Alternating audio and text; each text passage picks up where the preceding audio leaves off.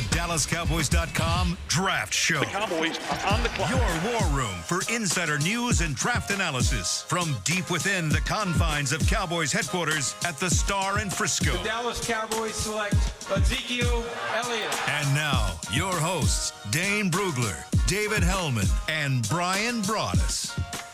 Well, we welcome you to the SWBC Mortgage Studios. You got the Draft Show. Brian Broaddus here with Dane Brugler, David Hellman, Kent Garrison, executive producing. Why did I start off this show bad pre-show? Why do I let people make me mad? That's just a thing that you do in life. Yeah. Like, you just let people get you mad. You're easily riled.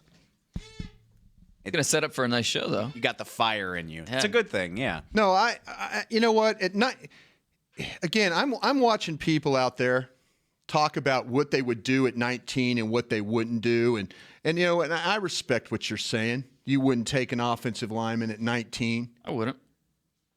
Philosophy. To set this up, this is the argument we're having in the studio before the show. Yeah. I mean, Brian and a number of people are very vocal in their belief that an offensive guard would be a good call at the 19th overall pick. Yeah. And then there's the other side of that argument that Dane tends to fall more on, that says it's not the best value in the world and there's got to be something better you could do. Not for this team. That has so many other weaknesses. Offensive line's already strength. And I would argue that the bigger need for this team is a swing tackle. I mean, I could make that argument. Could you? Okay, if I said you could take McClinchy at 19, would you do that? I'm not as high on McClinchy. I don't Maybe a tackle then. If you're going to tell me, if you're more Connor Williams at 19, what are we dealing with, boys? What are we dealing? You're acting like we're dealing with Quentin Nelson. No. Look, you know, you can. I mean, why can we not? And we focus on the players that are up and down on this board. You're saying people focus too much on the value of the position more so than just who's the best player. I wouldn't take a guard at 19. But it's for this. It's for this team, though. It's not just But then you say a name of a guy that you don't really want at 19. Look, the thing is, long term, what is best for this team? I do not think drafting a guard at 19 is what's best for this team. I don't, because I think you could find a guard elsewhere. With the depth at wide receiver, is it best to draft Ridley at 19? Oh, if he was there, yeah, I'm taking Ridley. Yeah, no question. I don't know if this team would. So you feel like, though, that the definite need for this team is a wide receiver? It's not about definite need. I mean, why are you arguing that? No, you're playing both sides, because one reason you're saying guard is because of its definite need. It's not. I'm looking at 19 and saying, give me the names of the players that are there. And again, I go back to your argument when I bring up the name Vita Vea, which everybody in mock draft land throws that name at the Cowboys. Sure. Hurst, Vita Vea, you know. And the first thing you say is, Brian, you like him more than me. You like him more than me. Yeah. Where are you going with this? I know exactly where he's going with this. Why? He's perplexed as to why you would draft a guy that you don't like that much at 19. Just instead of taking a position that could help your football team. When I say you like him more than me, it's you always say that because you liked him when we talked. And about that's him before, fair because he does the work. I have the utmost respect for you. We talked about Vita Vea. Really you do. like him as more of a. We talked about him before. You liked him as more of a top 10 player. Yeah, and that's because, and then all of a sudden I started catching up and seeing, okay, we're going to go through some pet cats here. So your opinion's changed on Vita Vea. Yeah. Okay. But you know what? I think that if you look at the defensive tackle group as the one technique as a whole, mm-hmm. you can pass on Vita Vea and be okay using your argument. You like him more than me, Brian. You do. That's a fact. It is a fact. But that doesn't mean I don't like him. But then when everybody the narrative though is, but you know, it's kind of like taking Taco. Brian wants you to be in love with whoever you're picking at 19. But the problem with that is, I'd like for you to be in love with him, but the problem is the quality of the player. Yeah. Am I right about that? Why would you not take the best player at 19? The goal of picking at the number 19th pick, the number one goal should be to add the player who's going to help your team the best for the long term. That should be the number one goal. And I do not believe that guard is that player. You can find even though the player is a better player, even though the player is a better player than anybody that you want to select. It doesn't matter. The goal should be what is best for this team long term. What is best for this team long term? That is the number one goal. What is the best for this team long term? Is it to try and help the quarterback? I mean, Is that ultimately what's going to be the most expensive thing on our team? What if Ronald Jones is the best player on your board at 19? Should you take him? No. You don't take him. Okay, and we saw that play out just last year, FYI. Yeah, that happened last year. That kid wasn't a terrible player at Minnesota until he got hurt. It's not just list your best 19 players in the draft, regardless of position or anything. I'm talking about the quality of again, if you're taking players that you don't feel great about, saying then that our you like a board's player screwed. Me saying that you like a player more than me does not mean I don't like the player. No, I'm just saying, though, you are just adamant about taking a player that potentially could be, regardless of the position, you are adamant against it. Because when I do a draft board, it's not for this team. When I do a draft board, it is for I understand that. There you But go. when we talk about this team, again, I want the best player at 19 who's going to be best for this team long term. And in my opinion, it's not a guard. Who do you feel better about, Wynn or Vita Vea for this team?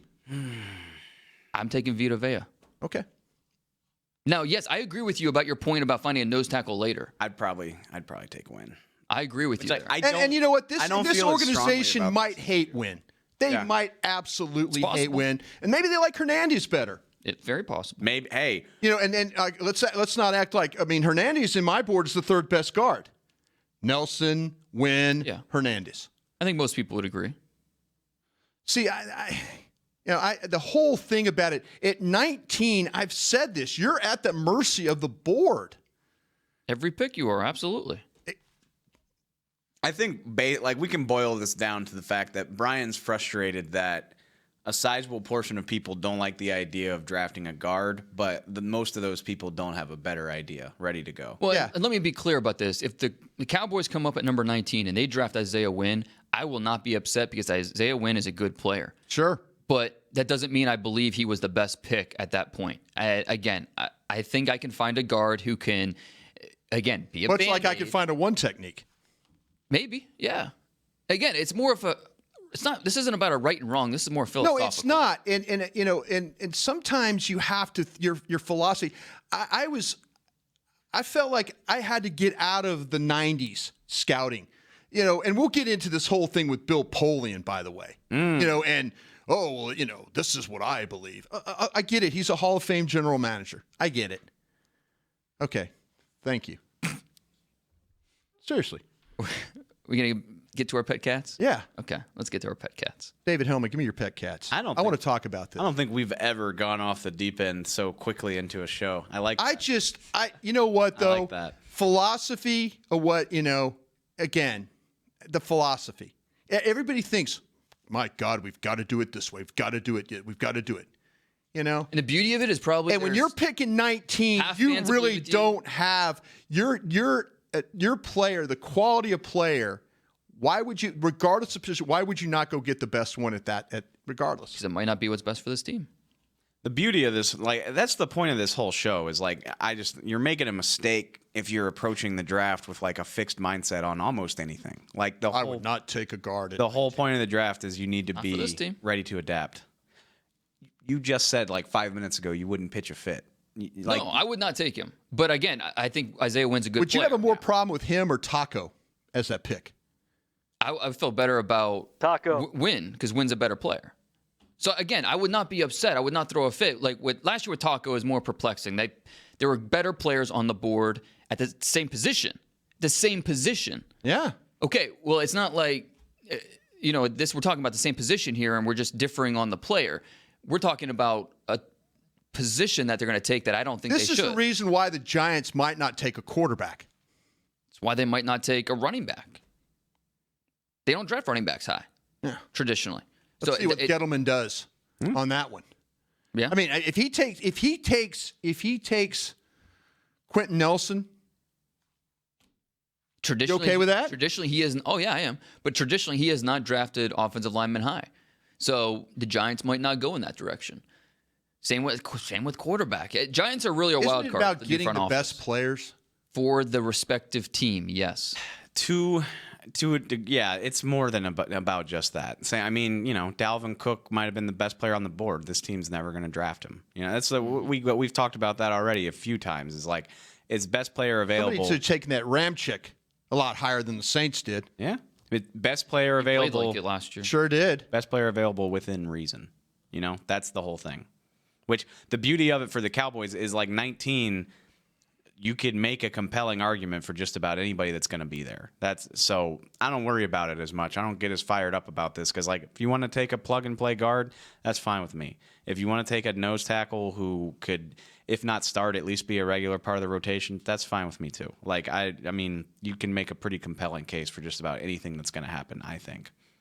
I think we just don't want to box ourselves in. That's the whole exactly. I'm not going to. I'm just talking about in general. I'm not talking about the Dallas Cowboys. No. If I was running a war room right now, I would keep an open mind about this. I wouldn't sit there and act like I'm in 1978 drafting players. You're screwing yourself if you're just like, we got to do X, like whatever it is that you think you got to do. If you're leaving yourself one avenue of one route. The whole idea is about getting the best players. That's the whole idea.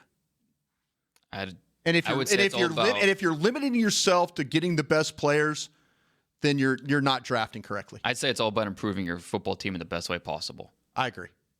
But those aren't always the same thing. You got to strike that balance. Yeah. It can't just be about best player. No, but I'm just saying though, you can't just say, oh, because of the position, I'm not going to look at the guy, and especially where they're picking. Yeah. You've got 12 first-round grades. I think it's 14. That's 5. Honestly, from where we're picking. This is just another iteration. If everybody in his gets picked, if all 14 guys get picked ahead of us, we're taking a second-round player. It's entirely. Am I right? Okay. Yeah, we did it last year too. Taco wasn't a first-round grade. It's just another. And he wasn't the best player. That's my point, though, as well. No, we all agreed there. It's another iteration of Zeke versus Ramsey or Bosa. It's the same. I mean, right. Value. That was a rare draft. Those top 5. Oh, and I'm not picking top 5. I'm not talking about the relative talent, but it's like, well, you can get a running back anywhere. Why are you drafting a running back there? Blah, blah. And like people are still debating. It's going to play out over the next decade or so. Yeah. It's all. I mean, it's more philosophical than absolutely someone's right and someone's wrong. And like I said, I think it's something that half the fans are going to agree with you, half the fans will agree with me. Like it's something that is a worthy debate that we're going to be having up until draft day. Oh, they're having this debate, or up until they add a guard in free agency, or add a nose tackle in free agency. I'm reluctant. I'm trying to think about how to help this quarterback because you know what? Fair. This time and we're likely going to lose you next year. You'll be scouting somewhere. I know it. I just know it. You'll feel be like gone. you've been saying you that could go every beat year somebody games. else up, Dane. But I mean, I am thinking this conversation next year will be about. Well, should they look at a quarterback? Very well could be. You're just writing Dak's 28th. I'm just saying. I'm just saying. At 12, they should look at a quarterback. Could be. Yeah, that's the. No, I hear you. And you're like, well, why did he fail? Why did he fail? Did we give him every opportunity to succeed? I'm reluctant to jump off the fence here because I think in another month. I'm not saying there's going to be like an all-pro guard in the fold, but like this, we talk about it all the time. This team's not done adding talent. Like if they don't have a left guard candidate before the draft, I'll be surprised. They're not going to go into the draft just needing a left guard. I'd agree with that. They're just not. So, and for that matter, they might not be going in. Yeah, they might they added a defensive tackle last year. It obviously didn't work out, but they did it, and so I wouldn't be surprised to see them do it again this year. Again, I think the bigger need might even be a tackle. You worry about a left tackle, the durability long term. Is there anybody at 19 you would take at tackle? No. Not only that, but that goes back to philosophy again. Because are you is really that the philosophy or is that the player? Player. Are you going to spend are you going to fair. spend a first round pick on a guy who ideally is your swing tackle? Yeah, again, that's another conversation. No, I know, absolutely. And it's more like, okay. Luckily, I think we're bailed out by the fact that there aren't any candidates. Right. I mean, the highest guard or tackle on my board is Connor Williams, down in like the late 20s. So I'm not taking a tackle. So he's number 1 tackle on your board? Right now, yeah. Okay. And that's a mess. You're right. You're not wrong about that. I mean, McGlinchey's in I said McGlinchey because I think like that I trust him more than Connor Williams. Sure.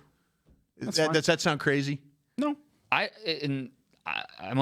would like to see them draft like a Tyrell Crosby in the second or third.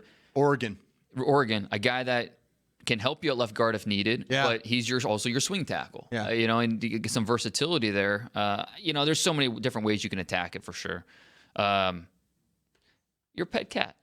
No. Trust me. No, we're going to break. Okay. We're going to we torpedoed that whole first no, segment. that's going to be. I'm just going to kick the other segment out that we were talking. But we do need to get in. I do pet cat talk. Maybe we'll in Twitter on the 20 early. Again, I appreciate everybody's comments and questions and all that. We'll get to Twitter on the has a fast 20 minutes.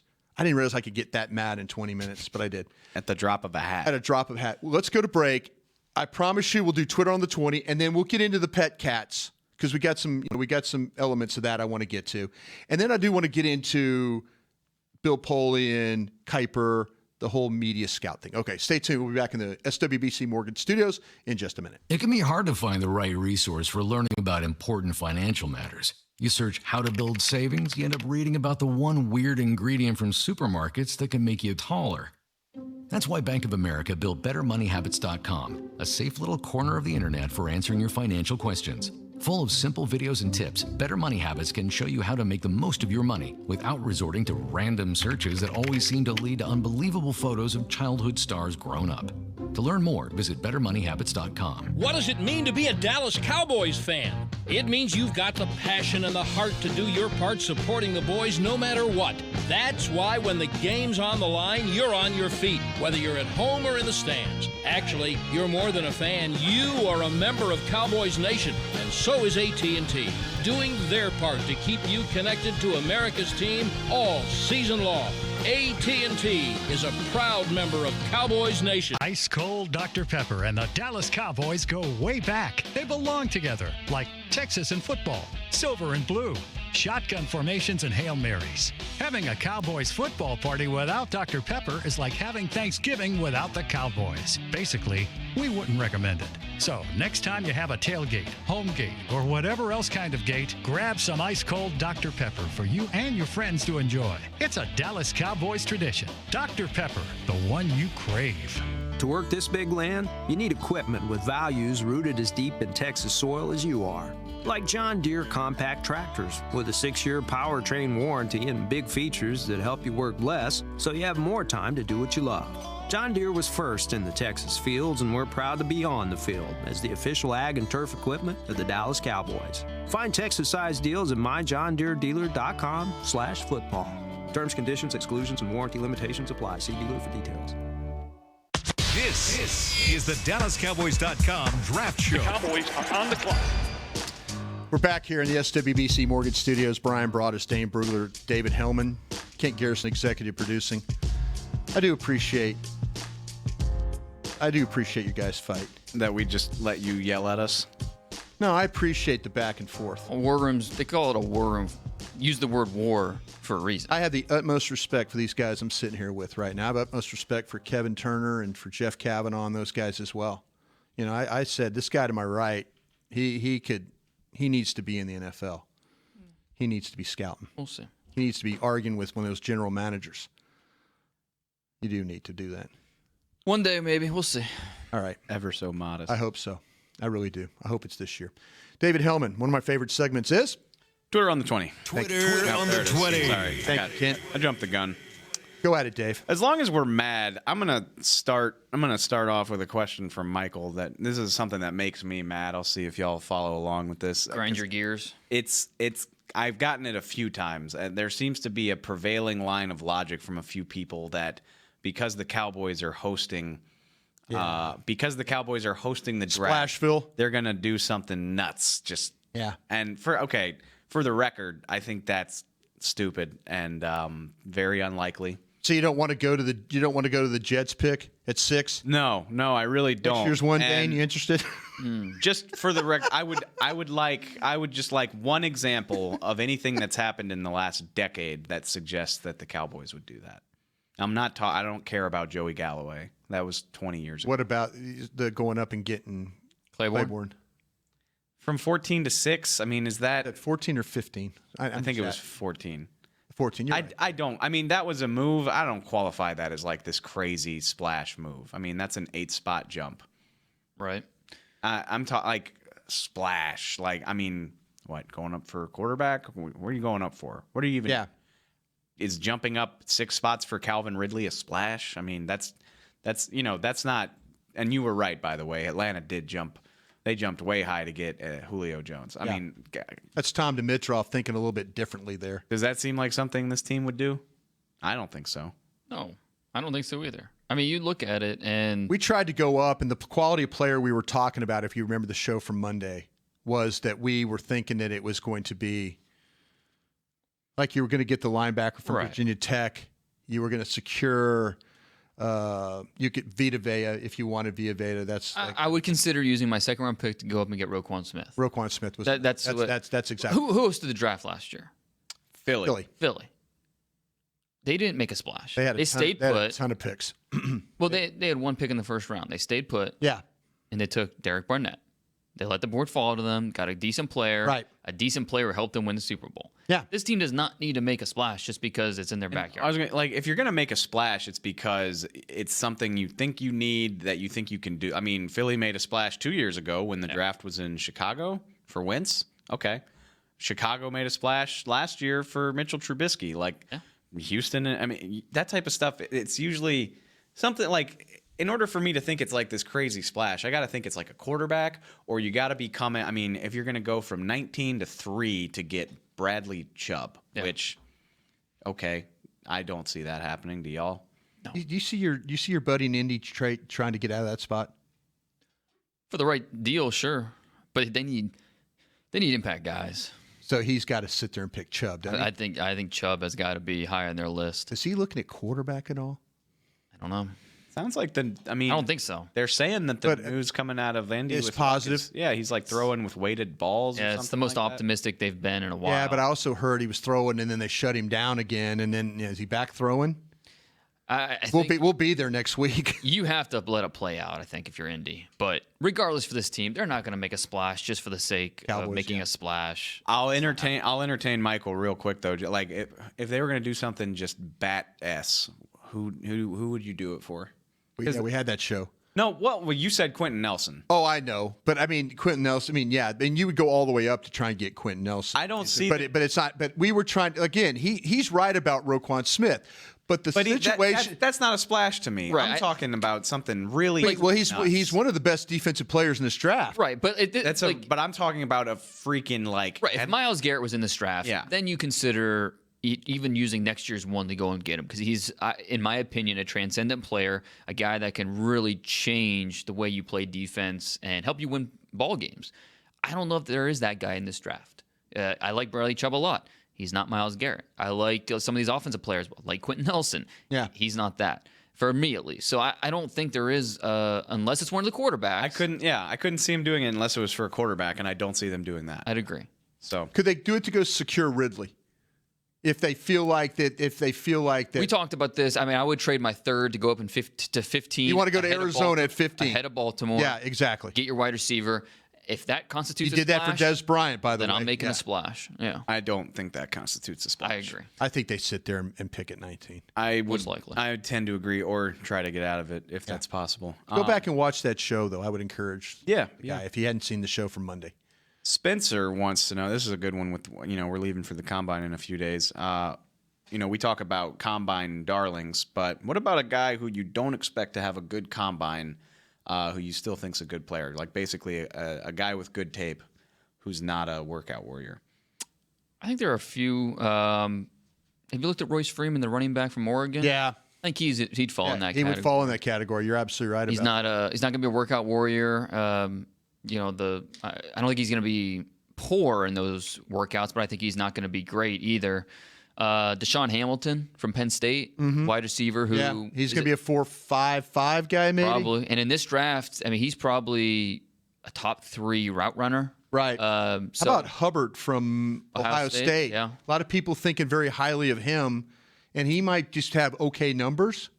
But Ohio State will train hard. I mean, those kids will be prepared. But do you think his numbers will be just kind of okay? Probably, because I don't think he's that twitchy, right? Yeah, I mean, but a lot of people like him. I mean, I like him. Yeah, he's a good player. Yeah, smart, instinctive, uses his hands. So yeah, I think he's in there. And then how about Nick Chubb? Yeah, I think more important for Nick Chubb is going to be the medicals. Yeah, making sure that knee's okay. Had that big knee injury as a sophomore. I think one name that I think really fits this question is Josie Jewell. Yeah, because he's not going to test really well. But he doesn't need to because on tape Tape's really good. Yeah, the instincts are what you're buying with Josie Jewell. We saw him against one-on-one with Saquon Barkley. That's a hard matchup for any linebacker. Right. But Josie Jewell kind of got exploited a little bit. Sure he did. But there are Saquon Barkley type of backs in this league, so seeing his workout numbers will be interesting. But I don't think it's going to do much to move the needle with his tape. You feel good if you feel good about the tape. I don't think that combine's really going to persuade you from that. Jared wants to know good names, really good names. What position do y'all think will be picked the most in the top 50? Boy, what a good question. I think people overvalue these receivers, you think? I think wide receiver and corner. Yeah. Because you look at it, it's not going to be quarterback because we'll probably see 5 quarterbacks, maybe 6. Running backs got a shot. Yeah. But I think it goes to the position that you carry most on the team as well, wide receivers and corners.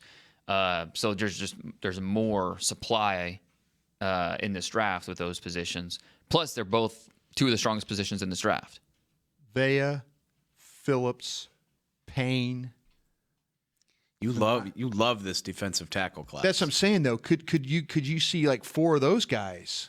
Oh, we could easily see 10 interior defensive tackles or interior defensive linemen off the board in the top. Oh no, not top 50. I'm thinking top 100. I was just thinking about maybe 4 defensive tackles. It depends on First, Vea, Payne, Phillips. Yeah, Phillips Bryant. your top 50. Yes. Okay, so there's those 5. Yeah. Yeah, that's possible. But you look at wide receiver. Yeah. Ridley, Moore, Kirk, Miller, Sutton, Washington, Gallup, maybe. Like I said, these wide receivers are you're going to get Sutton, different. A lot of people like Sutton. Yeah, you're going to different order. A big combine, important for him. Yeah, and then a corner I mentioned. I think corner's the answer, to be honest. Yeah, Minka, Denzel Ward, Hughes, Jair Alexander, Josh Jackson, Isaiah Oliver, Carlton Davis, Dante Jackson. That's 8 right there. Yeah, Ward, Fitzpatrick, Hughes, Alexander, Jackson, Carlton Davis. Yeah, it's 6 right there that I have. Yeah, so I think corner is the answer. Yeah. Black Ice wants to know who's a player. Avoid it. Yeah, no, don't drive on it. Who's a player you think is going to fly up the board and into the top 15, who maybe we're not talking about right now, which the Combine will do that for you? Top 15. Which I think the James. The obvious James? Yeah. Derwin? Yeah. Derwin James? I think he's already there. You think he's already there? Okay. Yeah. Okay, but I'm just saying where mocks have had him going has been kind of in that. I think it's more because people just don't know what to do with him. You and so they're draft him like, and play him. Chargers have a bunch of need, and I've been guilty of this too. I'll just put them in, not San Diego, L.A. But I think Derwin James is one of the top 12 players in this draft. So I'll give you and I don't think you like him. I think you like him. But you got Pierce above him. Say the name. Daniels, the center from Iowa. You can go top 15. I'm just saying if somebody is thinking about an offensive, we've had in the past like Florida State. What was the Florida State guy that didn't Detroit take a center? Cameron Irving? Cleveland. Cleveland. Yeah. Oh, was that Cleveland? Yeah. Let's not bring up that wound. Well, no, that was it was a center though, right? Yeah. He was terrible, and they traded him to the Chiefs for like a 5th round pick. But see, that's what I'm saying though. Wasn't terrible. Well, he's a better player than Irving though, I think. I mean, not. Oh yeah. But could your guy Billy Price, could one of those centers go up the board and we're not really talking about in a it? draft without a lot of blue chip guys? You're talking about 2 quote unquote, I hate using the word, but safe players. Yeah, guys that you feel great about the person and the player that you're getting. Yeah, plug and play, and you have a position filled for the foreseeable future. So I don't think those are crazy names. That makes some sense. I'd still be surprised if either one went top 15, but I could see the. I mean, I'm just looking for a name of a guy. You talked about all those corners though as well. What about Deron Payne? I don't think we talk about him as much as a top 15, but he's going to test well. Yeah, you didn't even put him in your tackle list right there a minute ago. No, I did. Oh, you did? I did. Sorry. Yeah, I had him. Phillips, Payne. I think we talk about him more as a back half of round 1 player. Right. He could easily go top 50. He could go top 10. It wouldn't surprise me at all. Boy, I tell you what, if you watch him play in the playoff game and the national championship, if you just had those 2 games. Those 2 games could sway you. Easily. Yeah. Easily, those 2 games could sway you. But you watch the rest of the work, you're kind of going, come on, man, win a little more. And those are the first 2 games you start with. Yeah. You always want to start with, like, the games that – and you're like, whoa. And then all of a sudden you're watching them play LSU and some other Ole Miss, and you're going, where's the same guy that was just pummeling, Clemson and, pummeling, Georgia. Yeah. One more name I'll throw. Lamar Jackson.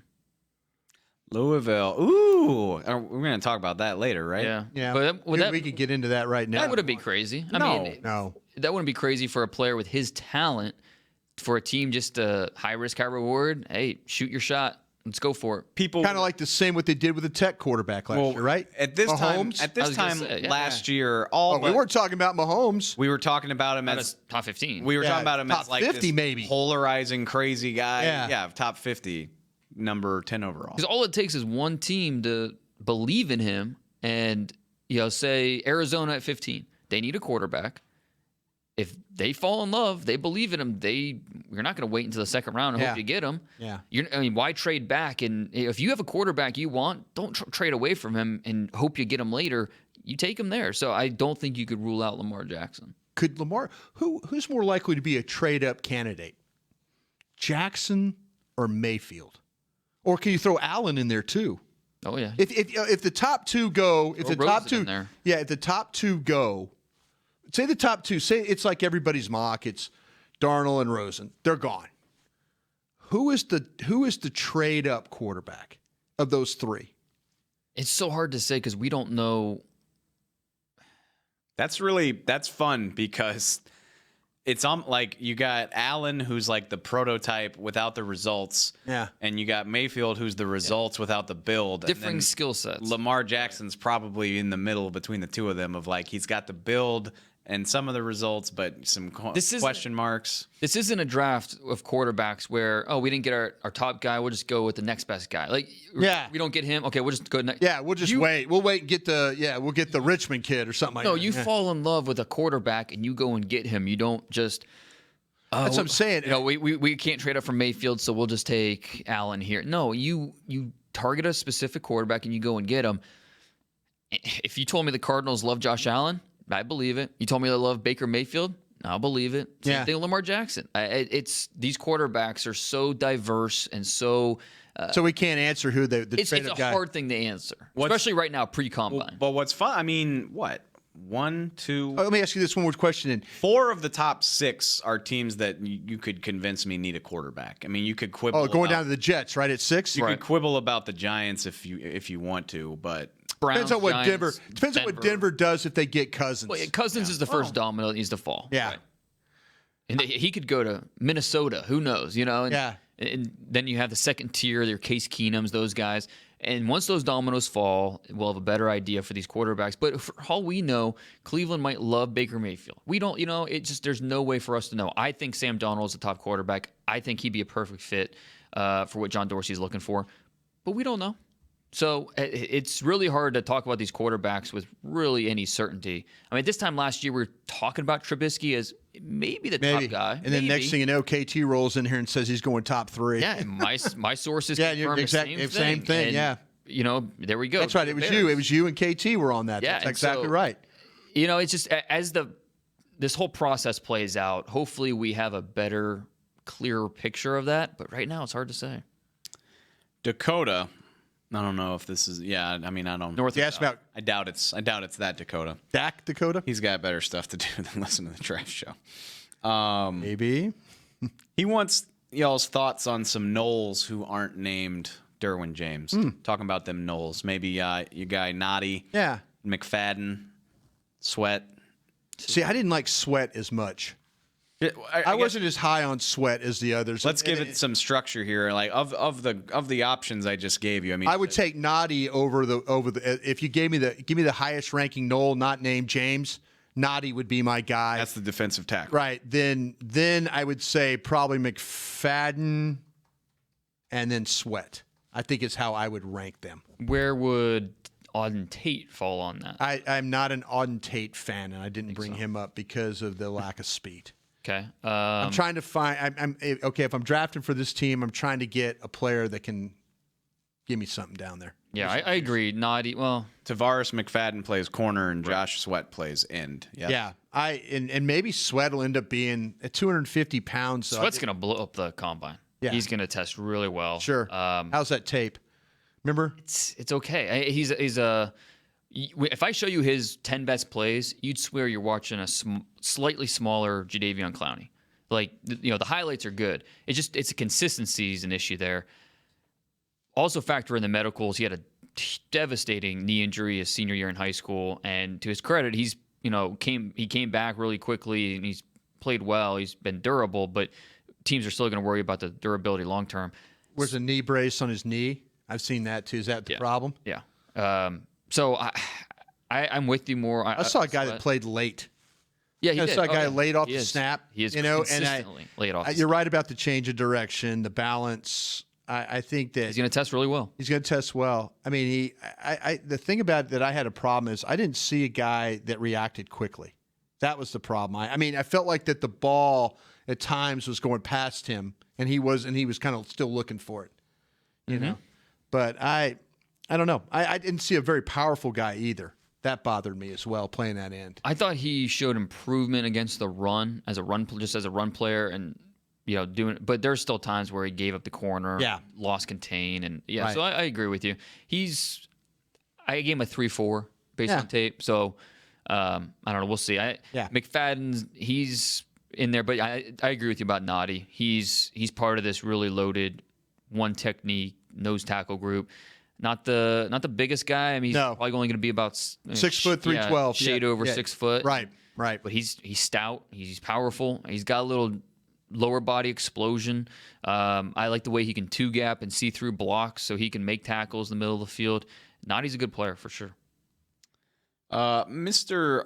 Vallejos, which I don't classify this in the same category as the splash question. He just says, with this season being so crucial for the Cowboys coaches, I think that's probably fair. Last chance. Can you see them being more aggressive in this draft because of that?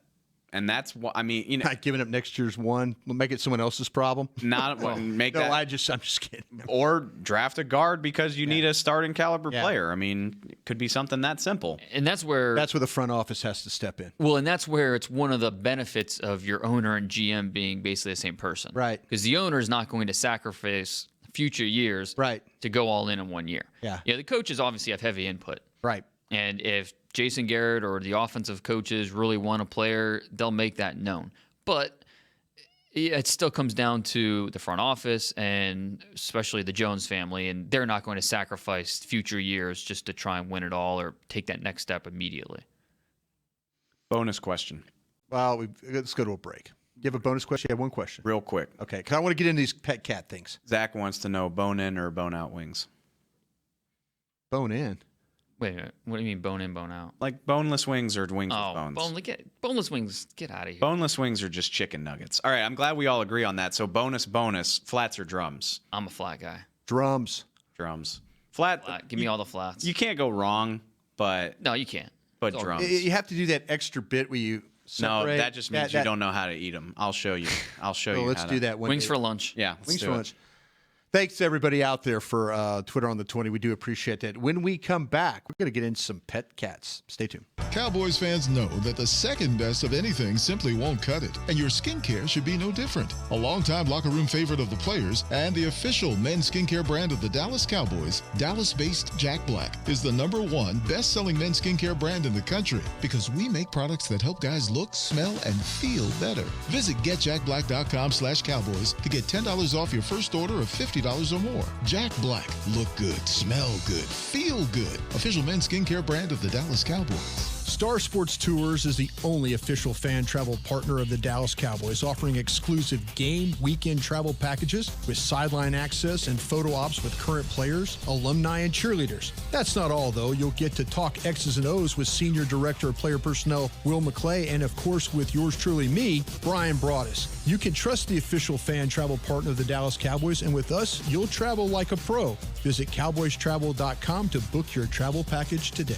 I hear all this talk about what it takes to be a cowboy. Everyone's got their ideas, but I just say to myself, it's what's up top that matters. Sure, you need men with the muscle and heart to get her done, but if your scouts and coaches are listening out there, a word of advice. Pick the man with the most well-worn Stetson. That's the one most cut out to be a cowboy. Stetson hats are handmade right here in Texas and have been on cowboys' heads for over 150 years. The rest of you can visit Stetson.com/cowboy to find a retailer nearest you. What does it mean to be a Dallas Cowboys fan? It means you've got the passion and the heart to do your part supporting the boys no matter what.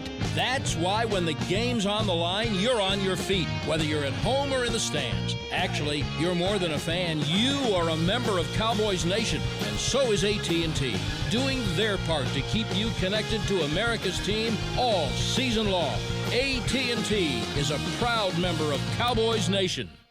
This is the DallasCowboys.com Draft Show. The Cowboys are on the clock. Back here at the Draft Show with the SWBC Mortgage Studios, Brian Broaddus, Dane Brugler, David Hellman, Kent Garrison, executive producing. We've got about 15 minutes or so. We're going to get into some pet cats, and I also want to get into some talk with the media scouts and stuff like that, and kind of what we're seeing here and what we're feeling about that. But I want to get into, like I say, the pet cat stuff. And David, I'll start with you about your pet cats. Okay. And I want you to tell me the guys. Give me 3 guys that you're kind of looking at as your pet cats that if the Cowboys managed to draft these guys, you would be totally on board with it. Well, Dane unceremoniously stole one of mine, but he's way more eloquent than me, so I'll let him talk about that guy. But I won't beat it into the ground because I've talked about Derwin James enough. But I just think if you're gonna really, somebody asked me today and was like, well, if they don't get Derwin James, is there a safety that can upgrade the position right away as a rookie? And I'm like, no, I don't really think there is. I don't necessarily know 100% how you would handle that. You obviously have a wealth of DBs back there to deal with, but I think he's on the field from the get. He's incredibly athletic. I understand Dane's point about, better athlete than football player, but when you're as freakish an athlete as he is, it can help cover up some of your shortcomings as a football player. We've seen that with Byron Jones. I think he could play strong. I think he could play free. Y'all told me you think he can play big nickel, which is very intriguing to me. I think he's awesome. And the other one, it doesn't make a ton of sense for the Cowboys, but I just love Ronald Jones. I think he gets buried when you're talking about the Barkleys and the Geises of the world. I think he's a little bit of a do-everything guy. I think he's dynamic. I won't be surprised if he's a first-round pick. And then one that I've really grown to like, just over the time we've been doing the draft show is your boy Jack Senshi from Wisconsin. He's played, 6 games in the last 2 years. I get that. Yeah. It's scary. But he's one of those heady Wisconsin Big Ten linebacker. He is a good player. You hate to make comparisons just because of the school, but I freaking loved Borland coming out of the draft a few years ago. And I think he's just like that. He hits hard. He knows where to be. He's smart. He fits all the stereotypes of a walk-on. Yeah, he's got absolutely. the chip on his shoulder, the hustle, the motor. Just the nonstop the way he plays. So I'm with you. He's a good player. He's going to be really interesting. I hope he can stay healthy, but next week will be huge for him. Yeah, I love that kind of player. He wasn't a walk-on, not that I'm aware of, but it sounds like Anthony Hitchens. He's not going to wow you with his athleticism, but you can tell that he loves football and he knows where to be and makes plays. No, you watch him, and I didn't know what I was really, going to expect there. When I was watching that tape, I was thinking, okay, 16 tape, and in the first game it's against LSU, and LSU they're not blocking him. No, nope. He's making every single tackle. He's playing in coverage. He's aware. I'm watching him play in space. The guy's moving around with ease. There's a lot to like about him. And I know I appreciate you I think you brought his name up in one of our early episodes of a guy, hey, right. You need to kind of take a look at this guy. And I always, when you say a guy, I'm like, okay, I'm going to go watch him. And you've yet to be really wrong about him. But I think that, to me, that medical, God, I hope it comes back well. I really do. What's the price tag? That's the big mystery with Sitchy. Can you get him in the 4th? It's always kind of been a history of that round where you say, I'm not going to lie to you, I stuck him in the 3rd. I mean, I feel like you're going to probably, if the medicals check, if that medical checks, he's got a chance to come and help somebody. I mean, in a big way. Sure. And I'm not talking about just a 2-down line. I'm talking about a guy that didn't come off the field. And he's not working out at the combine. Yeah. Just so people know, he's still working back from that ACL. But the medicals, teams will get an update on what's going on with the knee, just the progress and everything. So the combine's still huge for him. Okay, Dane, who do you got on your 3? For me, I went with one of my favorite DBs in this draft, Rashawn Golden, the Tennessee DB, who you want to play him in the nickel, you want to play him at corner, you want to play him at safety. I think he can do it all. I think his best position's in the nickel. At that position, I am looking for several traits. Most importantly, play speed and toughness. Right. That's what Golden brings. He has play speed and he has toughness. He's not afraid to hit you. He moves really well. There's some discipline issues, just becoming more consistent player, but he's a player that I would consider somewhere in the mid-second round. He's a top 50 player in this draft for me. Who else did? Our boy from South Florida, Sanad, Dedrin Sanad, nose tackle. A big boy. And like I said, people might get turned off by the South Florida thing, but he had a full ride to Florida State. Right. Big teams were recruiting him hard. Not the biggest guy in terms of height or length, and that'll show up sometimes. He'll stay attached to some blocks at times. But he is powerful at the point of attack, really understands how to use that natural leverage. He has some quickness where he can two-gap and make plays. And he's very productive. And you saw that on the tape. So Sanat, if you don't get, I don't know if he'd last to 81. Yeah. But I don't know if you take him at 50. He might be kind of in between somewhere. But if you don't get your nose tackle in the 1st and you still are looking for that nose tackle, that's a guy to keep in mind on day 2. And then the final guy who Dave alluded to that I stole, which I did, DJ Moore, who's just outstanding. It's just fun. I mean, if you look past the height, I don't see how you just don't love DJ Moore. I mean, we'll see at the combine. Is he 5'10"? Is he 5'10 and a half? Is he under 5'10"? That'll be a big step for him, and as well as the other measurables with his arm length and hand size and all that. But he's just I see shades of Steve Smith with his power, his quickness, his ability to create after the catch. Is a sharp route runner. His production this year with 5 different quarterbacks, it speaks for itself. So to me, he's a top 3 wide receiver in this class, and eager to see how he does at the combine. I don't think he's going to test like overly well, but I don't expect him to either. If he runs a 4.54, that doesn't do anything. That doesn't bother me. No, that's strange about that guy because the tape is so good. I agree. I think you got him right. My 3 guys, it's no secret how much I love Shaq Griffin from UCF. Yep. There's no secret to that. And I know we have to figure out, though, where does he get selected? And I know that guys like with Dane, and who I, once again, fully trust, love to argue, Jeff Kavanaugh, he says, where do you take a player that's not going to be a starter for you? Where do you take a player that is going to be a sub-package player? Where are you going to take a player that's going to play special teams for you? I mean, how many snaps are you going to get from the guy?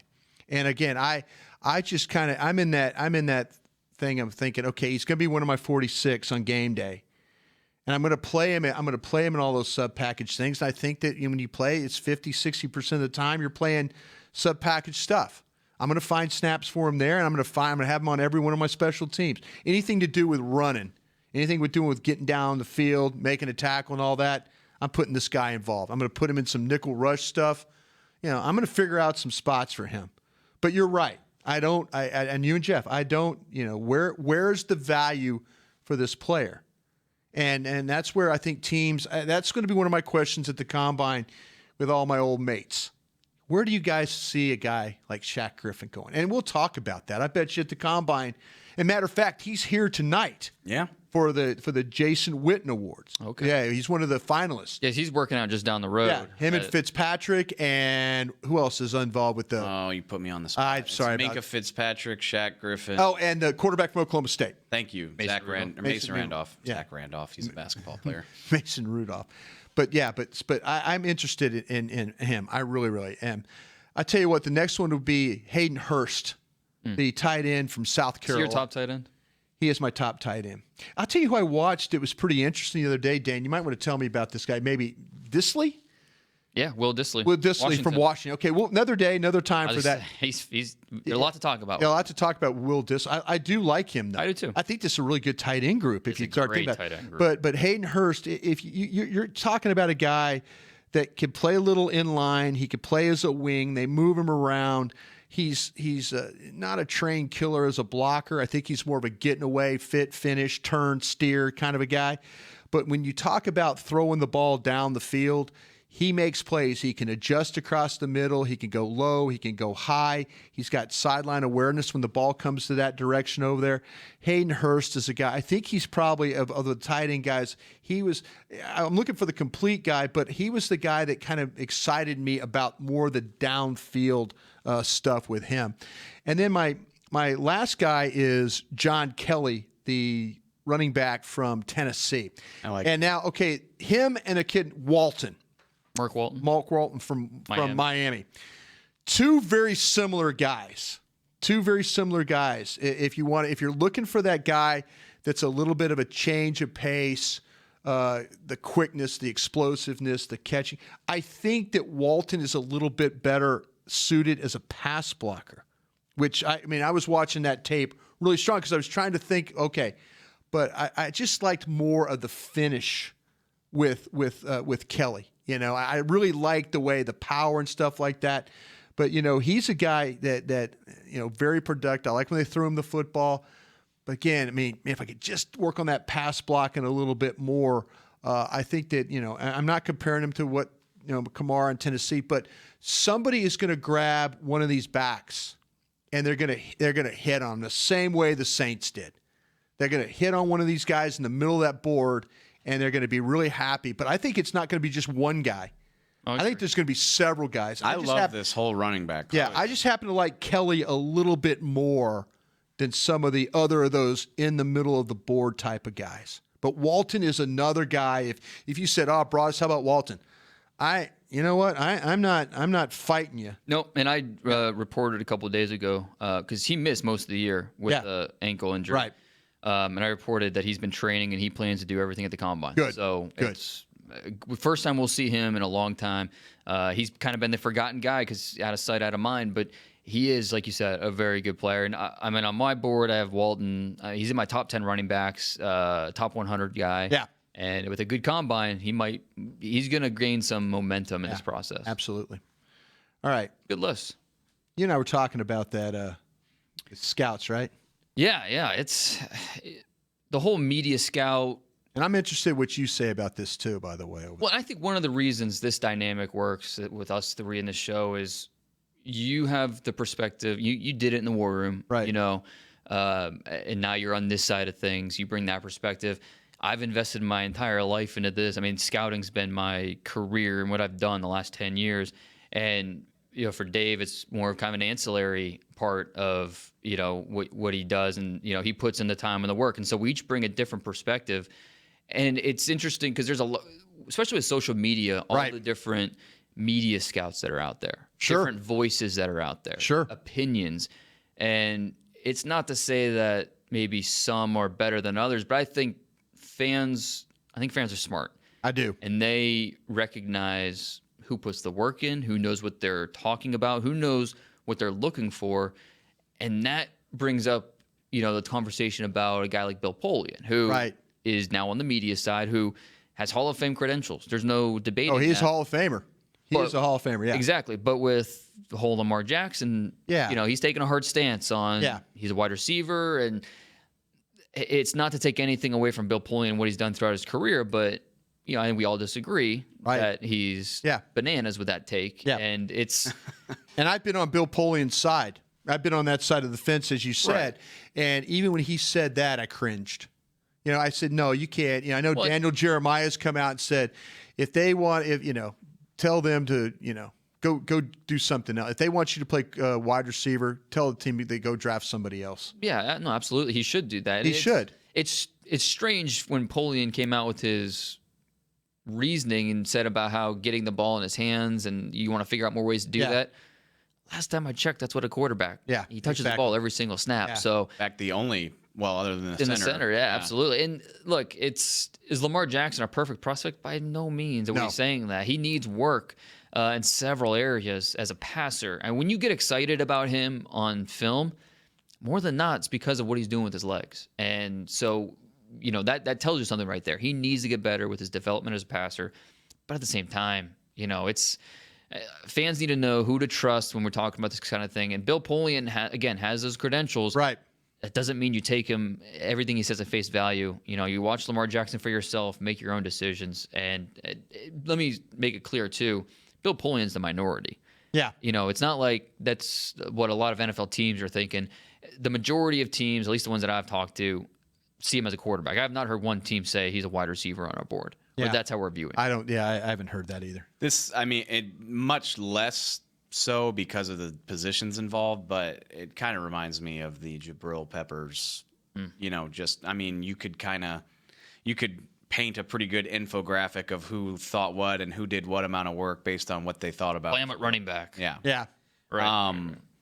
And I don't know. People that listen to this show are in another category than 98% of the people who follow the draft or football in general, So I know our listeners are smarter than the average football fan, and I would like to think anybody with above average intelligence can kind of pick out the BS, basically. And 90% of that stuff it's just white noise. And same thing, obviously mock drafts work. I don't have a problem with mock drafts. Sure. Like, they get clicks, they're interesting, they make you think. Like, I don't have a problem with that at all. But you can kind of see who does and doesn't know what they're talking about just based on what they're thinking and what they're doing with those, fake picks. And so, like I said, I would hope that anybody who puts a little bit of thought into it can kind of parse out the crap from the genuine insight. And if Lamar Jackson 3 years from now does not work out, that does not mean that Bill Polian was right. Yeah. You have to try Lamar Jackson as a quarterback, and he has to show that he's not going to work out. That Bill Polian's wrong. Right. And has Bill Polian ever seen him run a route? No. Catch a pass? No, that's there's a little more to playing the wide receiver position than just being an athlete. I think you have to keep an open mind about that. I said that open in the show. I don't think that you can have the 1992 mentality or 1993 mentality. If that's the case, then Josh Allen is accuracy problems. Tight end. You should make him a tight end. Yeah. You shouldn't have that attitude.